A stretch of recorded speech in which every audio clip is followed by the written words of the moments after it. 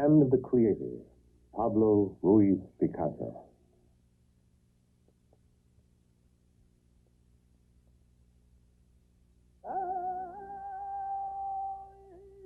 (1937), Spain.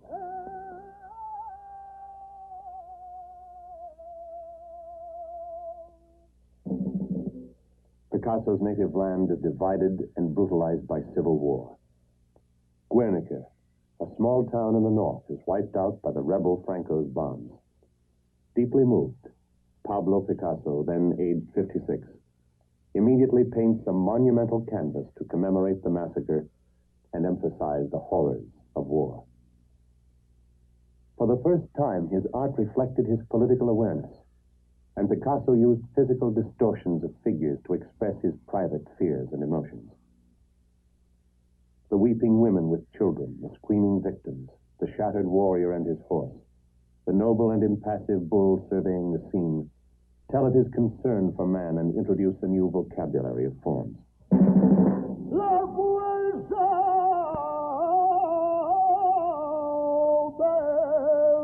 del mi querer.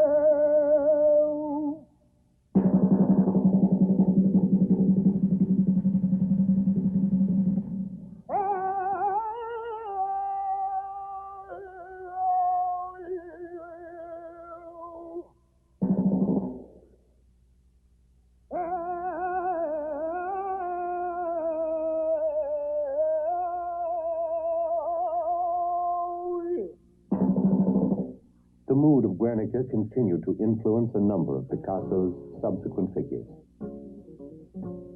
Sometimes, however, he could still see beauty in a young friend. But Picasso often used those closest to him to inspire his search for new expressive forms. Dora Maar, his mistress.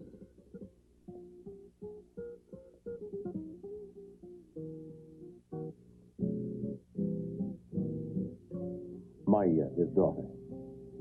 Sabartes, his secretary. Two women. Night Fishing at Antibes, painted in August 1939. Picasso found here in the speared fish a symbol of the conflict in which France would shortly be defeated. In 1940, Picasso retired into his studio in Paris, where he was haunted by images of death and the world outside. And as he looked around him, he realized how meager were the provisions on which his own survival depended. Even a ripening tomato plant became a symbol of tenacity. Lovemaking lost all its romance and tenderness.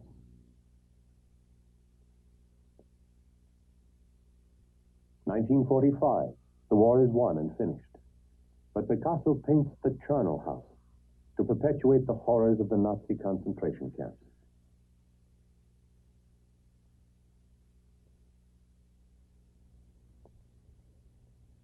Yet at this same moment, Picasso made a classically inspired sculpture, Man with a Lamb, as a symbol of hope for the future. 1945-46, Picasso, free and happy, works with new enthusiasm. He takes up lithography, a long series in which two nudes go through progressive stages of simplification. King David spies on Bathsheba bathing. Picasso used successive states of the same lithograph to explore the king's lecherous character through his changing facial expressions.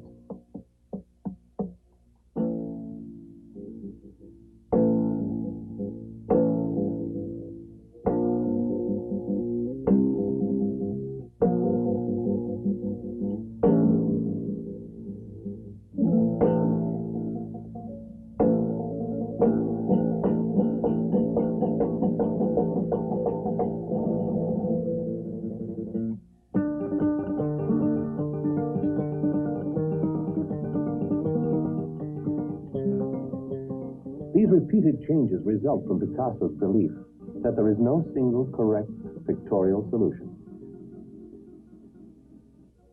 1946-47, Picasso is living at Antibes, the classical city of Antipolis on the Mediterranean shore. He works in the Chateau Grimaldi, which he quickly fills with happier works. Many subjects are monumental figures. first Picasso Museum is born.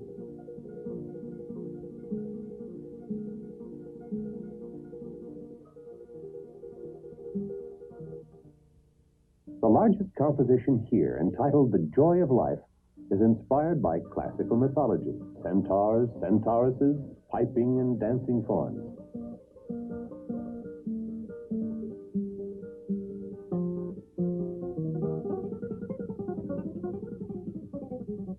Even Sabarthes joins the rout. The beach becomes a setting for bacchanalian festivities. In the nearby village of Valoris, Picasso, now nearing 70, discovers a local craft, ceramics. Working in the Madura pottery, he manipulates the clay and his fantasy takes over. He decorates the traditional shapes of plates and jugs with his own themes.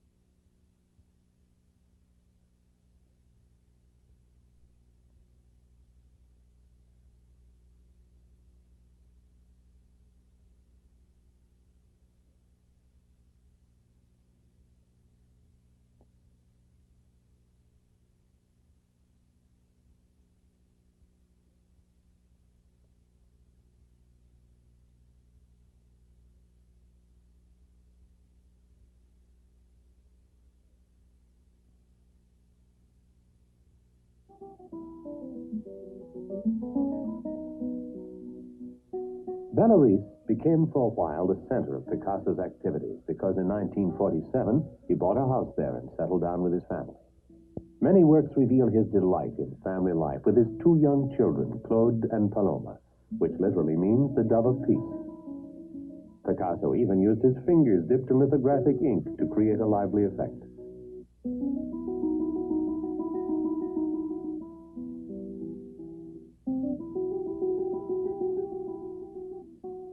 Claude, born in 1947, was the elder child.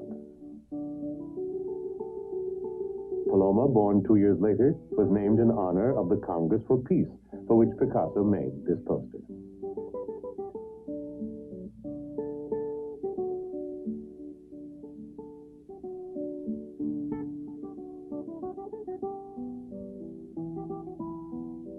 While the children played games, Picasso, too, amused himself inventing new forms of writing. Drawing an imaginary and humorous portrait of Balzac, and experimenting in lithography with drawings of clowns and circus scenes. In a more serious mood, however, Picasso did stylistic exercises. He transposed El Greco's Portrait of an Artist into his own formal language. Courbet's Young Women on the Banks of the Seine also received the same treatment.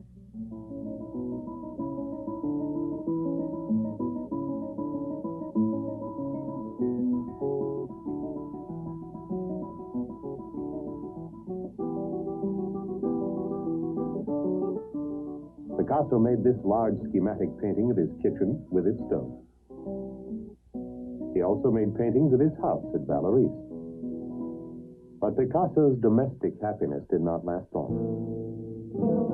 By 1953, he was already representing symbolically the discord which was breaking up his home life.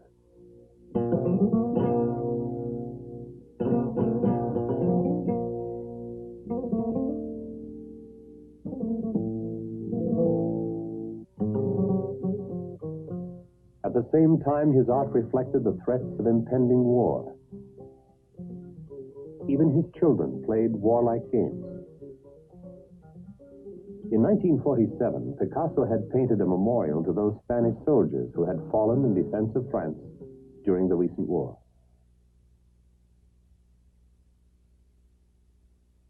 Then in 1952-53, he executed two enormous compositions, symbolizing war and peace, to decorate the walls of a disused Romanesque chapel in Vallauris. War, in all its senseless, destructive horror. We are using a flashlight to reveal these compositions, detail by detail, as though we were exploring a cave, because that is how Picasso himself wants them to be discovered.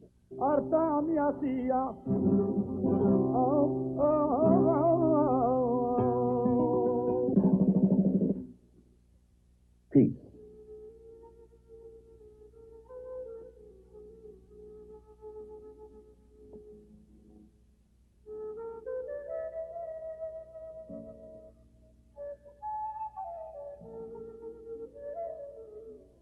Horses grow wings.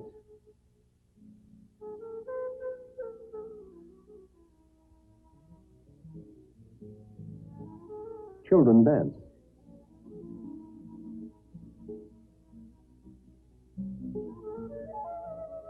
Birds are in a fishbowl.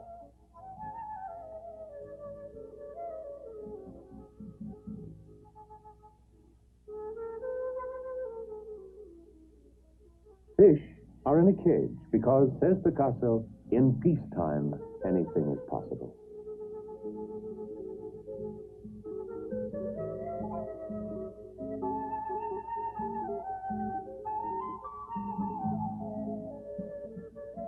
Races of all colors unite under the sign of the dove and of a radiant universal sun. 1954, a year of peaceful transition.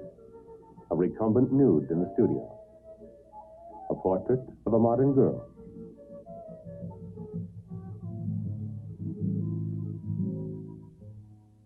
A woman dressing her hair.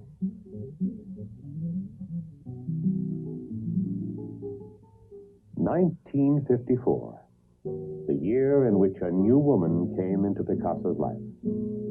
Jacqueline. Jacqueline, who brought him happiness, and has since played a major role in his work. Captivated by her beauty and her look, Picasso has painted her repeatedly. The natural Jacqueline.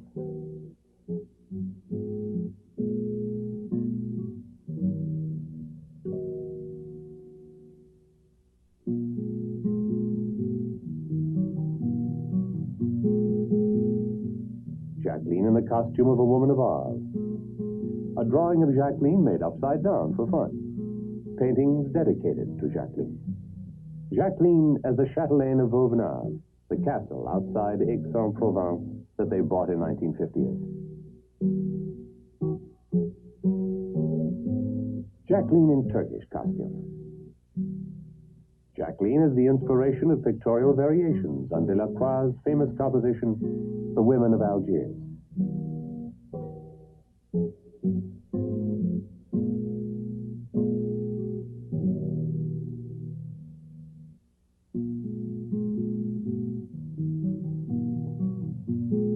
Jacqueline, the patient model, sitting in the studio of their new home in Cannes.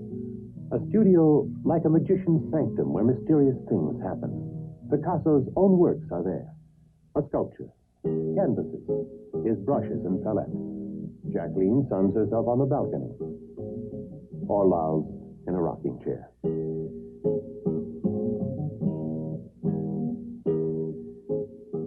From his window, Picasso looks out across the town to the Bay of Cannes.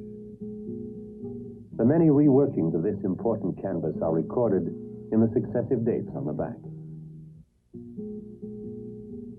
Since 1920, bathers and beach scenes have often been the subject of Picasso's pictures. Between 1955 and 1958, he was again attracted to them. But this time, his figures were more fantastic, more sculptural than in the past. Picasso's most monumental treatment of this subject was a big mural executed in 1957-58 for the UNESCO building in Paris. Here, however, Picasso also sounded a grim warning, for the idyllic atmosphere of the scene is shattered by death falling headlong from the sky.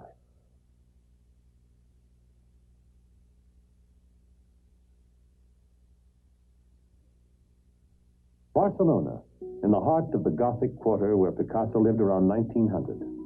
A Picasso museum has recently been opened in the Berenguer Palace. It was conceived by Picasso's friend Sabartés, who bequeathed to it all the works he owned. But Picasso, too, has made rich gifts to the museum, including 46 variations inspired by Velázquez's composition, The Meninas.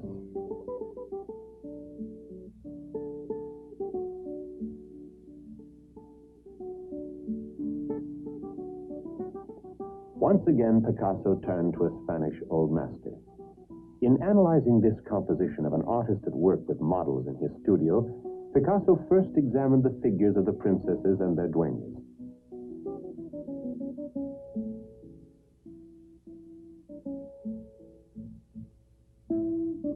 Full-length studies alternate with close-ups of the head. Picasso varies his lighting, switches from one to another as in a film, and arrives at daring simplifications.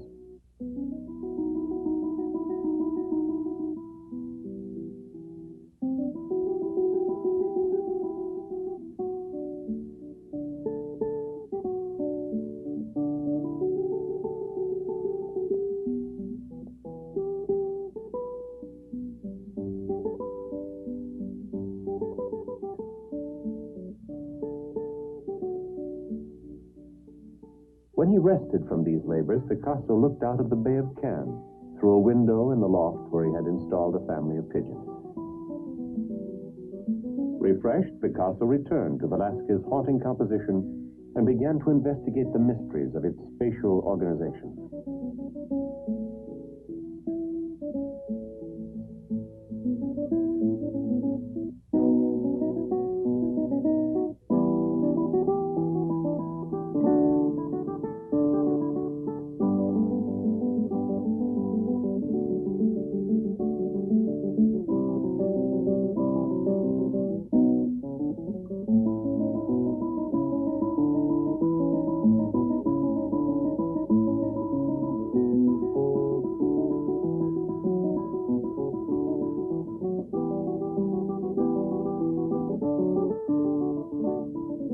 After 3 months, the series faded out on the charming princess making a curtsy. In 1958-59, Picasso exchanged the ritual of a 17th century Spanish court for another Spanish rite, the bullfight, about which he feels passionately. Since his earliest youth, when he sold his own bullfight scenes outside the arena to pay for a seat, Picasso has repeatedly found pictorial inspiration in this colorful and hazardous spectacle. Famous bullfighters have been among his friends, and he has depicted all phases of the corrida. He has designed bullfight posters, organized his own corridas, and used several techniques to represent the action. The 30 painted terracotta bulls which Picasso gave to the Museum of Céret in 1954 shows him at his most inventive. Picasso conjured up an arena within the hollow form and filled it with successive episodes of a fight, seen in different lights and from different viewpoints.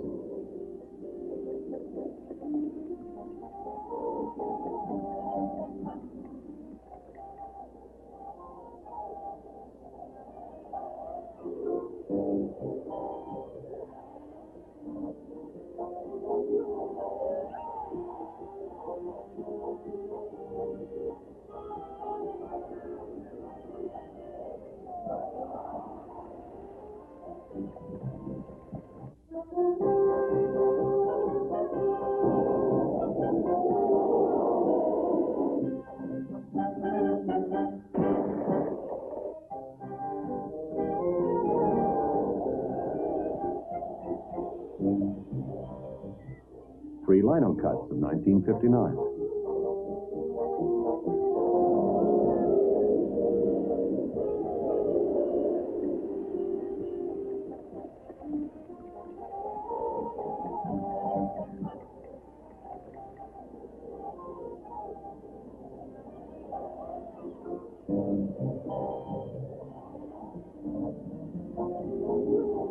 In 1958, Picasso executed 26 aquatints to illustrate the classical manual of bullfighting, written in 1804 by the famous matador Pepe Illo.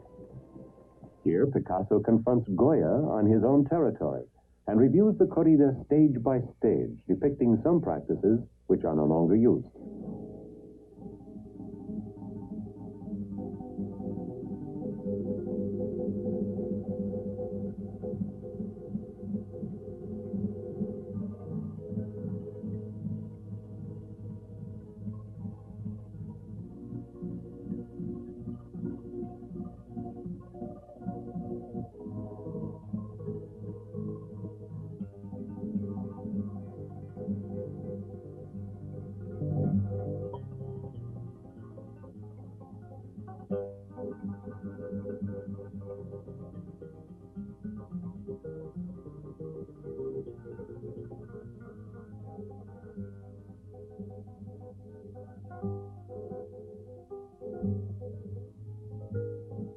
Bullfighters and bulls have become part of Picasso's private and popular imagery.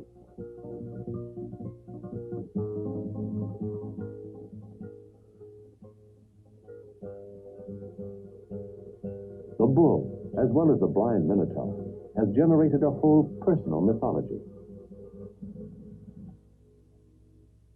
He even joins in bacchanalian revels. The picador becomes a centaur.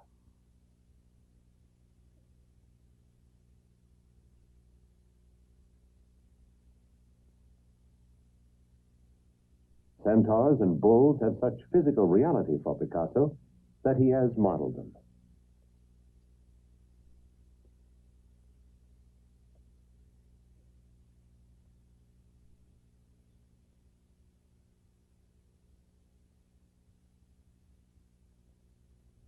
He has modeled other animals too.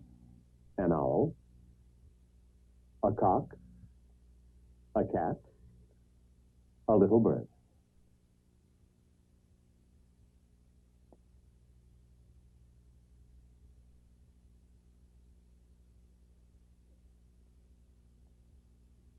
Picasso uses any scrap materials available. This vase of flowers was made with nails, plaster, and a watering can. A woman reading. A girl skipping rope.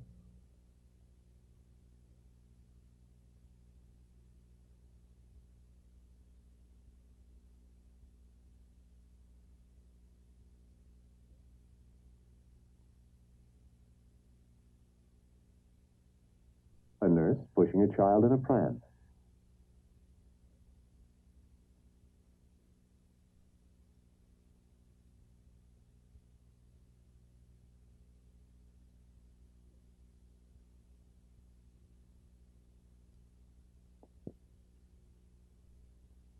Male and female figures.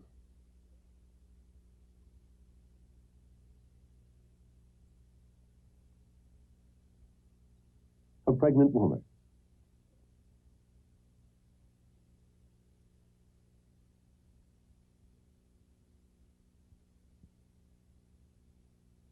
A monumental female head.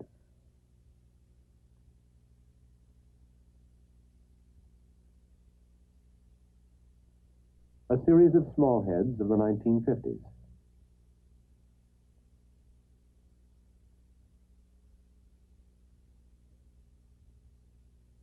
The famous Man with a Lamb of 1944 guards the entrance to Picasso's sculpture studio at his home at Mougins near Cannes.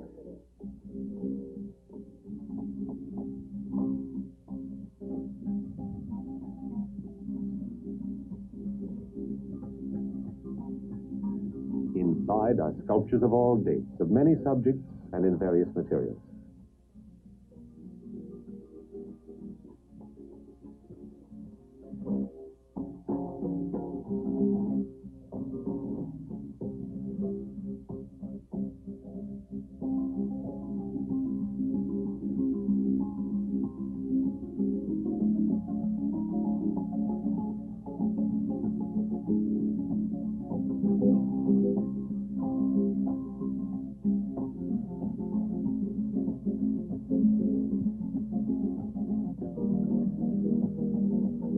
Picasso's work table with his tools.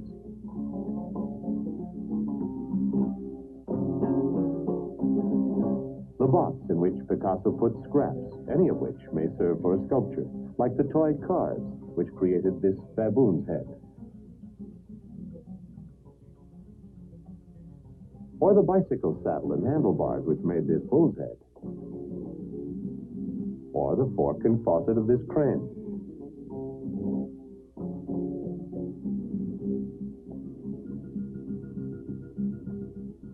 Three monkeys in cut-out sheet metal of 1961. A clown's head. Female head. Here the metal is bent and painted.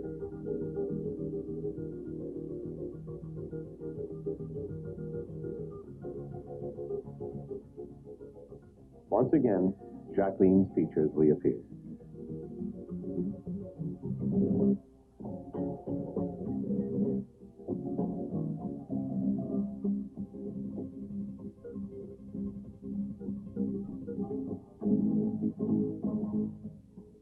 Years before, in 1912, Picasso had used tin to create cubist guitars.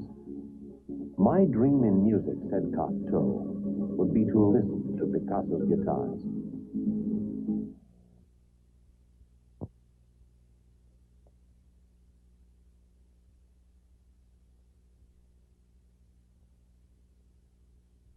In 1958, Picasso bought the Château de Vauvenargues near Aix-en-Provence. Taking stock of his new surroundings, as always, Picasso painted the objects and people around him. His dog, his children, and even an elaborate buffet in the dining room.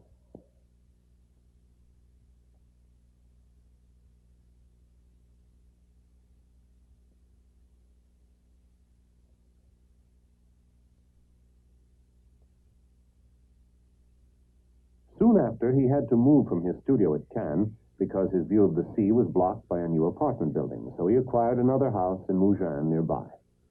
There he produced in 1961 a series of variations on Manet's Déjeuner sur l'herbe, an open-air picnic at which artists disport themselves with naked female companions.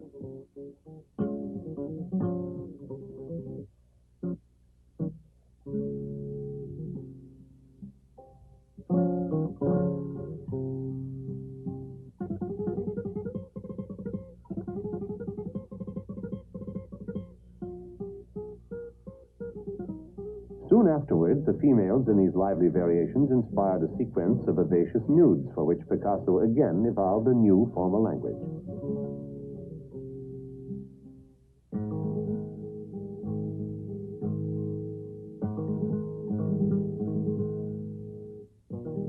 Since then, Picasso has subjected the women in his paintings to adventures and misadventures of many kinds, as in The Rape of the Sabine Women of 1962.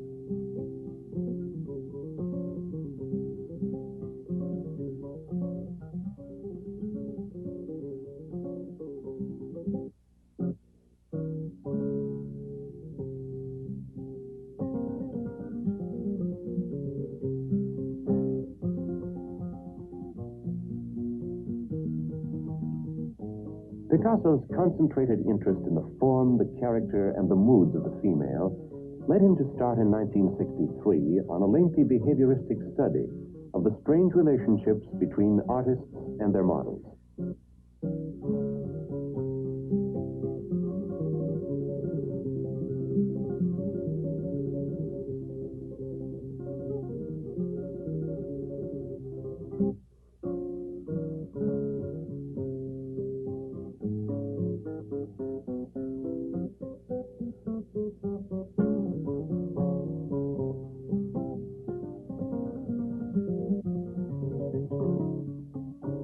A marked influence of the theater and the cinema on Picasso's pictorial conceptions became apparent at this time.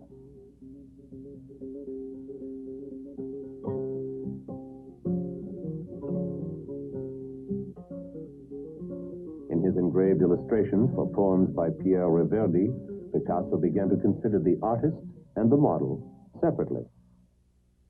There followed a long sequence of artists of all types.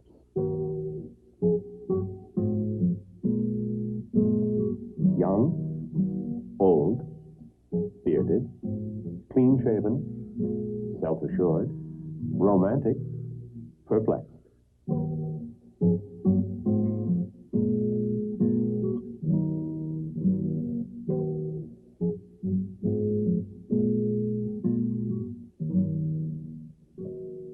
came the models. Seductive, bored, playful, majestic, virginal.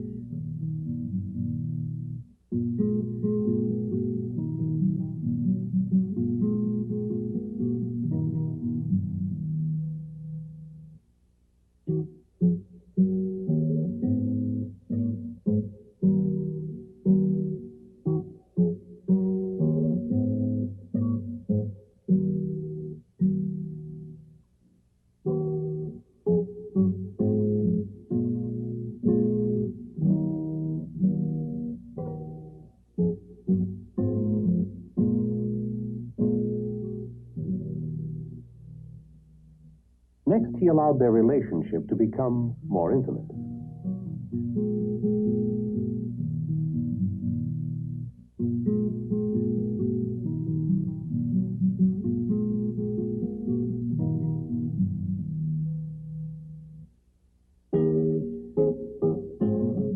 But the series was destined to end on a note of anxiety, and with a last affectionate look at the landscape of Mougins.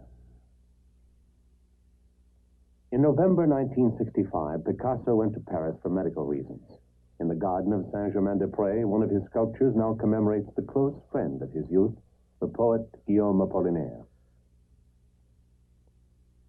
When Picasso resumed painting in 1966, he found a new subject.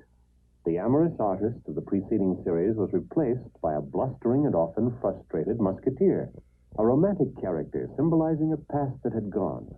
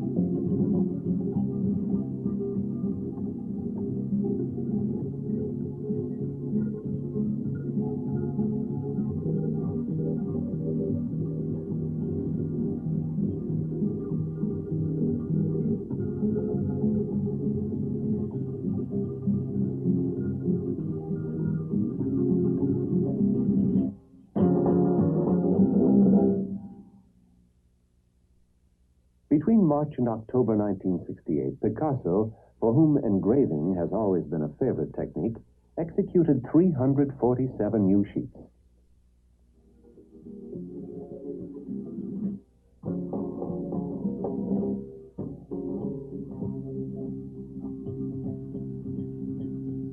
In these, he took up again many of his recent subjects, developing the activities of the main personages in a theatrical manner.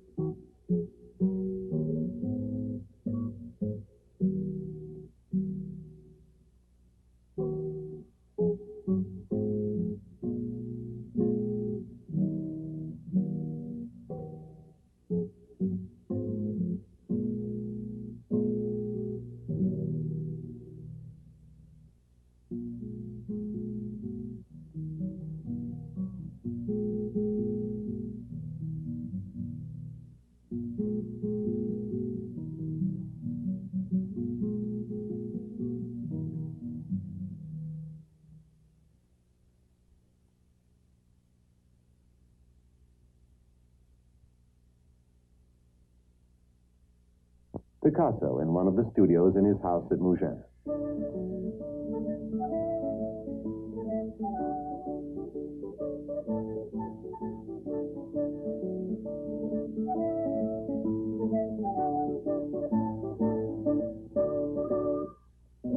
Hundreds of paintings and drawings not yet seen accumulate everywhere.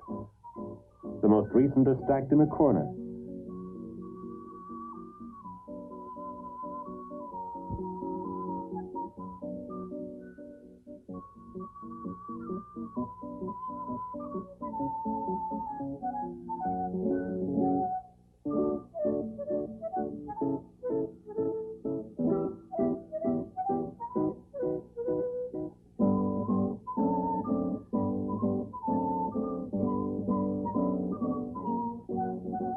Picasso uses this balcony to show his latest canvases and also to relax.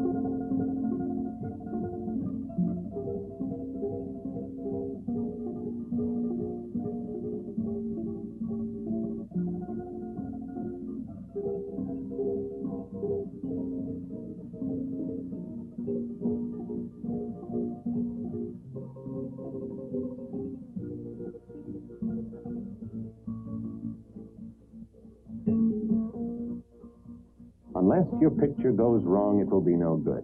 One of his own maxims serves to remind Picasso that it is difficult to create great art. Jacqueline appears in the studio for a moment.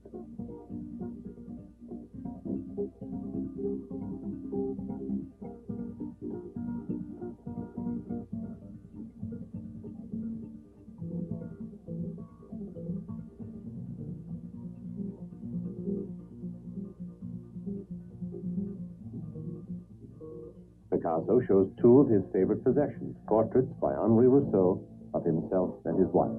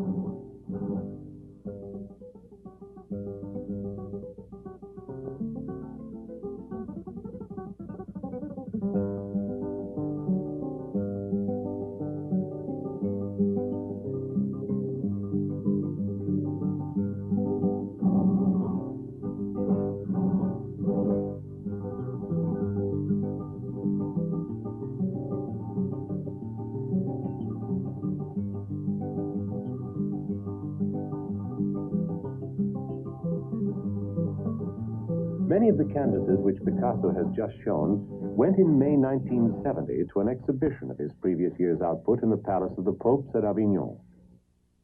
165 oils and 45 drawings.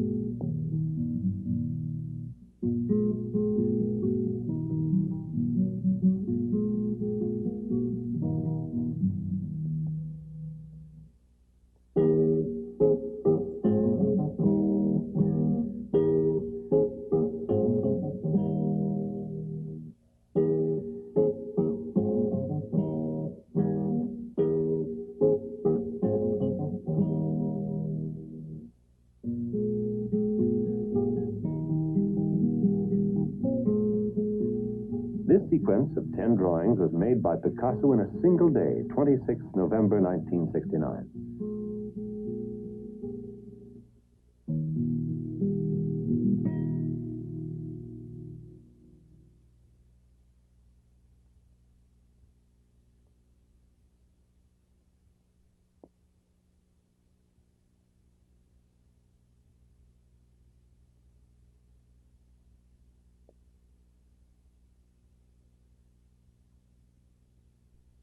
Avignon's annual festival is a popular occasion. This unique exhibition was a gesture by Picasso to make his art available to a large public, and especially to the young.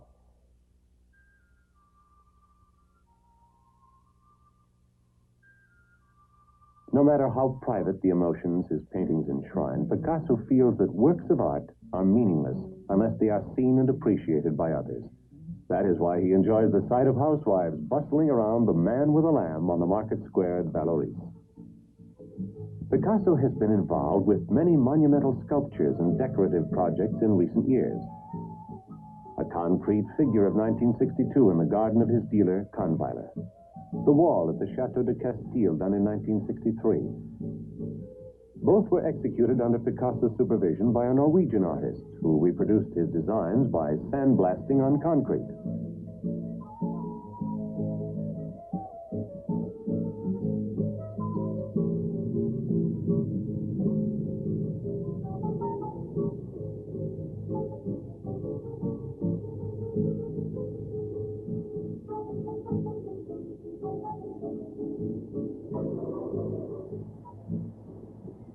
A female head at New York University in the same technique.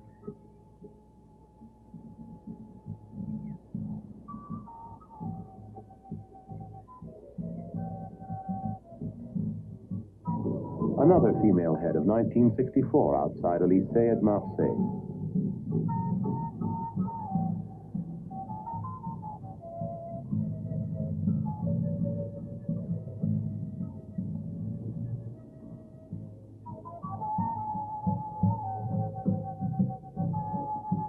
Picasso's most monumental outdoor sculpture is, however, the three-dimensional female head carried out in steel for the Civic Center of Chicago in 1967.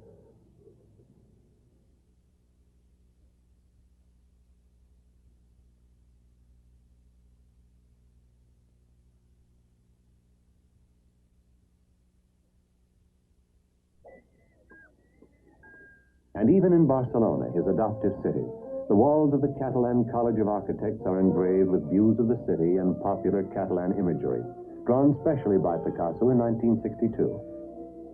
It is in front of these that the people dance the Sardana of peace every Sunday.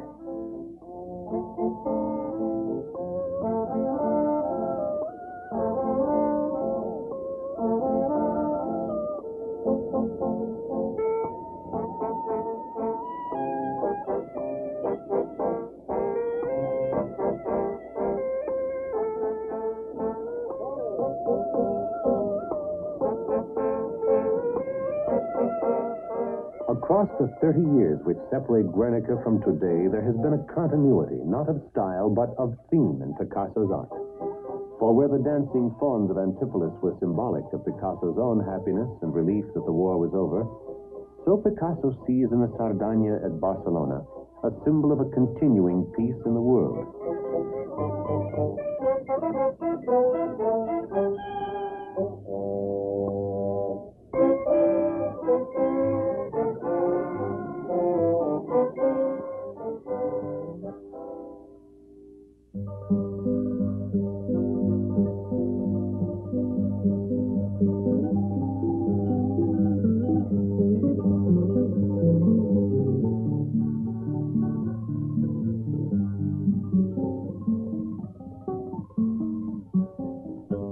In these last 30 years, Picasso has become more involved with mankind and with world events in his art, while at the same time making it a vehicle for private emotions.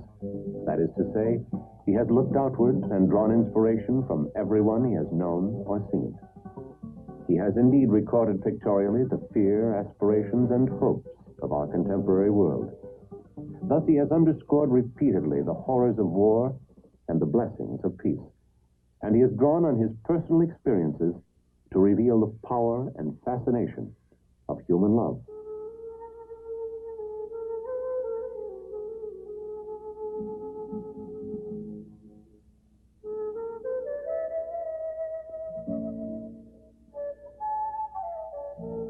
Never in the whole of man's history has any one artist created so many powerful, touching, humanly committed, and often diverting works of art. And certainly no other artist has ever been master of so many different techniques as it has been part of the purpose of this film to reveal.